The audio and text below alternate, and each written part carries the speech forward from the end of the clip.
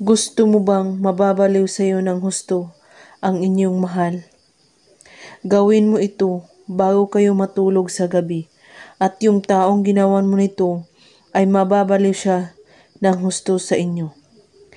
Lagi siyang mababalisa, hindi siya mapapakali sa kakaisip sa iyo, at kakabahan siya, at ikaw lang ang laman sa kanyang puso't isipan. Kahit saan siya magpunta, ikaw pa rin ang nasa isip niya.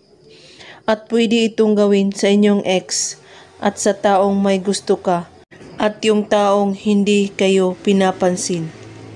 Ang mga kailangan sa ritual na ito ay ang panulat, papel. Kailangan magfo-focus kayo dito kapag gumawa kayo nito at buo ang inyong paniniwala sa paggawa at walang ibang iniisip at pagdududa. Isulat mo sa papel ang pangalan at apelyido niya ng 1 beses. At sa likod ng papel, isulat mo na, mababaliw ka sa akin ng husto.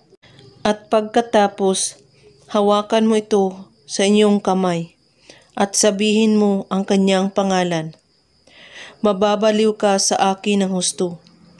3 times mo ito ulit-ulitin.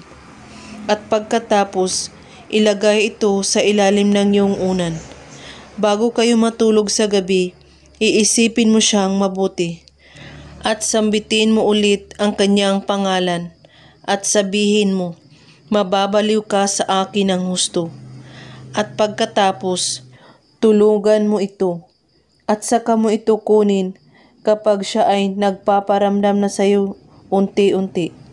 Gawin ito kahit anong oras at araw, basta't buo ang inyong paniniwala sa paggawa at walang ibang iniisip at pagdududa.